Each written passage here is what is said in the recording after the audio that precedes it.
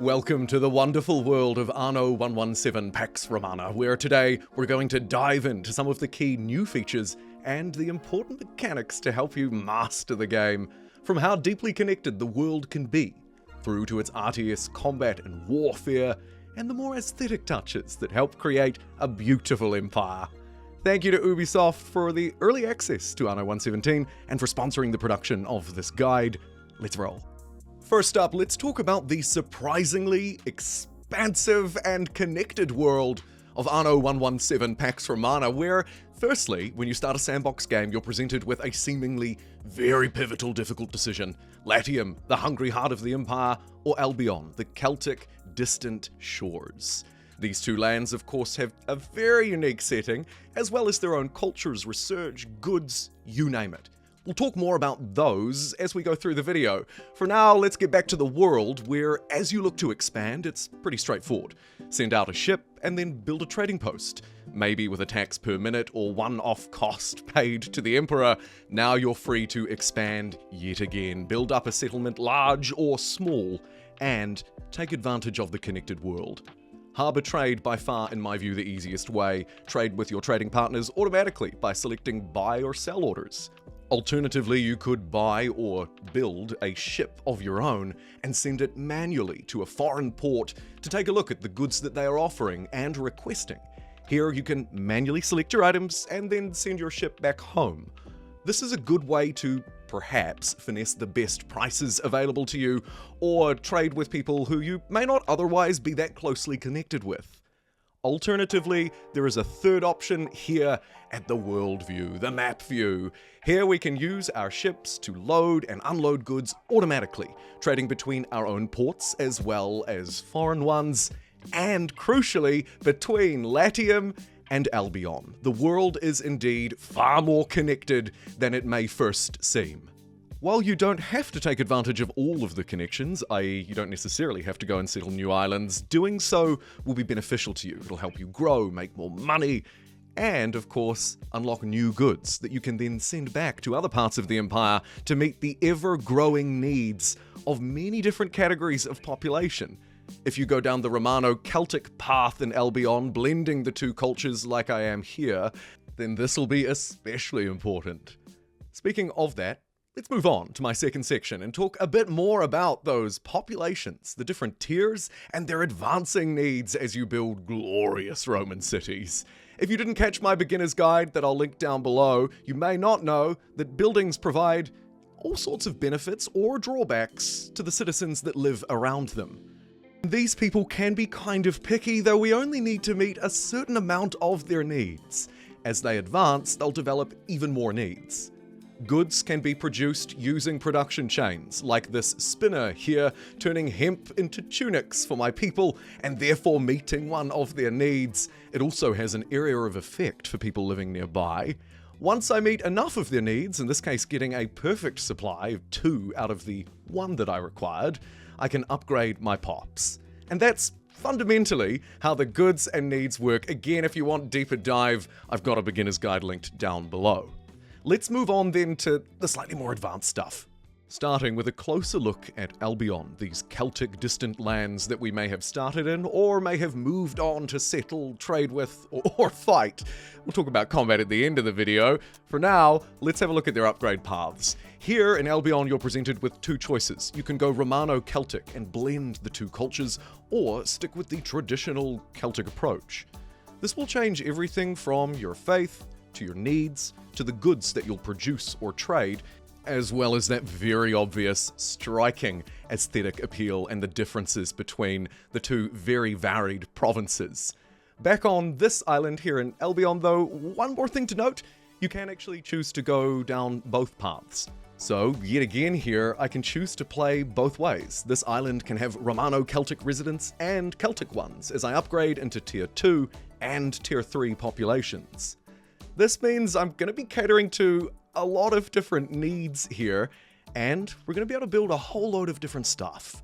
Back to the Roman side of things, we're maybe slightly more advanced. Here I've unlocked, finally, the Tier 4 Patrician populations. These people have advanced luxury needs, glorious goods that may or may not pull a whole load of items from across Latium and Albion. They also bring with them their own new infrastructure, city service buildings, and these have a massive impact too.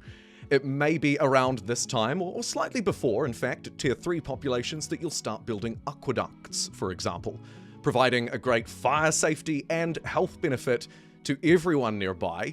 As you upgrade your technologies, which we'll talk about in just a moment, you may be able to service farms and other buildings too. Maybe you might move towards the grandest of them all, the Roman Amphitheatre, constructed across multiple phases using all sorts of core goods and construction materials, as well as a whole load of populations. This bad boy is seriously impressive. We'll return to a few more shots of it throughout the next sections because I was quite taken with it. Speaking of the next sections, let's move on to number 3 and talk about cities with style. For now that we have access to lots of pops and lots of cool stuff, we can start to really finesse the shape of these islands. As I've already mentioned, the Amphitheatre happens to be a personal favourite of mine, providing 7 prestige, 3 happiness, and 3 extra population to basically my entire downtown area, for lack of a better word. This thing is massive, and actually, like a lot of the other city service buildings, though on a slightly less grand scale, at this level of advanced population, you're going to start to get incredibly good yield. Upgrades are plenty, of course, as you advance through. And not just upgrades that are aesthetically pleasing, but also some new gameplay mechanics. Here I'm going to host some grand gladiator games inside of my completed amphitheatre. Or maybe if I can plumb some water up using an aqueduct, I could get some boats in there for some true madness. Either way, this is one very grand example of how you could stylize your city, a very advanced island at that. But I've got some better news for you. It's not just the diagonal roads, of course, that are another infrastructural change here in Anno 117. We also have a variety of pre-unlocked, right at the start of the game, decorative tools. Ornaments located next to the build option just down the bottom left of the screen there. Ground patterns can be used to customize the texture of the earth, which is great for filling in little spots, alongside something I have always loved to do, place down a whole load of trees, either massively at scale, haphazardly like I'm doing here, or down into the detail. Again, taking advantage of the diagonal buildability here to try and sort of place them around a little bit. I've placed down a grass texture around this house, some trees, maybe a couple of lights too, a brazier or two, and I don't know, some hedges, and ultimately I end up with a very unique little plot of land, taking advantage of the little triangular sections and corners to try and produce a slightly more aesthetic looking home. Obviously, if I were to do this on scale, I would have a beautiful island. But it actually goes a little bit beyond beauty, I'm really pleased to say. Here I'm designing an area, at the moment it's got cobbles, but I'm going to change it back to a slightly more dirt-like texture. And you'll notice that people are actually using this space. It's not a road in-game, but they're using it as one, which actually really opens up the creativity here. If you want to place textures, say, alongside your roads, maybe place down some statues that will also add a little bit of defensive strength, a very little bit, but a little bit of defensive strength to your island, people will actually make the most of your decorations. These pathways are actually real pathways. Your citizens will use them, navigate along them, meaning you can create courtyards or pseudo-roads using Anno's inbuilt, now diagonal, curvy roads, as well as the upgraded textures to build some truly advanced, and if I don't say so myself, fantastic-looking little, not-so-little islands. In order to do that, though, you're going to need knowledge, for knowledge is huge in this game, and as we know, knowledge is power. Let's talk a bit about how it works. Really simply put, you'll generally start generating it from your public service buildings. Unlocked at Tier 2 population, they'll provide knowledge to nearby residents. Some other buildings will as well, by the way, so make sure you have a look through the massive tree web of research. To do so, you'll navigate over to the left-hand side of your screen. You can check how much knowledge you're earning and how quickly you'll be able to progress through to the next unlock. Keys for me. Now, let's talk about the unlocks. Here is the research tree, the research web. my total knowledge up the top left. Clearly my core island is doing the heavy lifting here, largely thanks to all of the city service and knowledge-producing buildings that I have there, as well as, of course, its large population. As you can see, I've made it a pretty decent way through this massive tree. At about 15 hours played, I've found there's still plenty more to go. One thing that you'll want to bear in mind is that some parts of it are locked behind certain gameplay requirements or conditions. These are generally pretty easy to meet as you expand, so that's one good thing. The other thing to note is that sometimes you can work around them, like I have done with wetland research here, going underneath it instead of through it. Finally, of course, there are 3 different categories of unlocks, so if you're playing a military game, you might want to go down the right-hand side. Alternatively, some religious deities are also buried under the civics section of the tree, and the economics section will generally build up your knowledge and your ability to make food and money. It's all good stuff. Honestly, it's all really good stuff. And quick note, it works pretty similarly to the way that faith or religion works in Anno 117 as well, though here we have local and global effects that we can unlock depending on which deity we choose per island. If we're feeling a little less faithful though, we may wish to go to war instead, so let's round this out by talking about real-time combat in Anno 117. Here again, I'd just like to gently remind you, as we just discussed, the research tree here is very deep, very detailed, and will give you a lot of offensive or defensive buffs, new units, you name it. Speaking of units, here are some that I've trained in my military production buildings, ships and land-based units, and I've got most of the different types bundled into some ships here, and now it's time to go and fight. Here is my target. Maybe I selected an easy target, don't hold it against me. Let's talk about how it actually works. Ultimately, we're going to need to go into the diplomacy screen, where maybe we've hooked up some trade deals before. Well, not this time. We're going to enter the war declaration screen. We have 2 options, an all-out war, which will allow us to destroy civilian units and buildings, as well as the military ones, or a limited war. This will leave civilians and ships completely out of the conflict, and the Emperor will be less upset, and therefore less likely to intervene.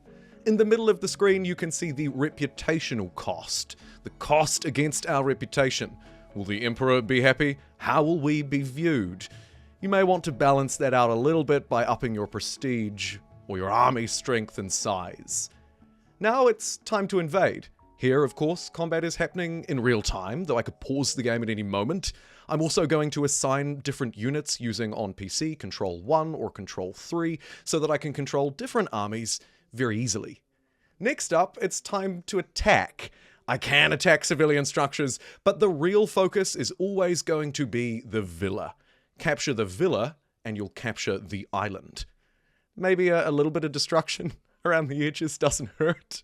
Of course, you're also going to need to take out their military units. And if all of the management of combat is a little bit too much for you, don't worry. You can also choose to enable auto combat. This will allow units to make decisions on their own and play out the fight so you don't have to manually manage it. Once you've captured the villa, it's game over for this island. They would have to come back and recapture it. Though I guess it's not fair to say it's game over, for we have some options. Here you can see what it looks like when you take over an island. I can choose to spend either money or my reputation to become the rightful owner of this place. I could also choose to raze the island. It can be settled by anyone from that point, or put a vassal in charge and leave it in its current state. I think this provides plenty of options. You can get in and manually control it, like everything, or you can just let it run itself. When you take it over, you can also choose to keep the island as it stands, or keep the island but clear all of the buildings away and start from the start. Do the design work yourself. Ultimately, these new islands will of course behave just like the ones that you've settled. They'll have their own deities, their own goods, resources, and it's up to you on where you want to take it from there and where you'll send your armies next. And with that, I will wish you all the very best with your Roman adventures. Thank you so much for watching. I'll see you next time.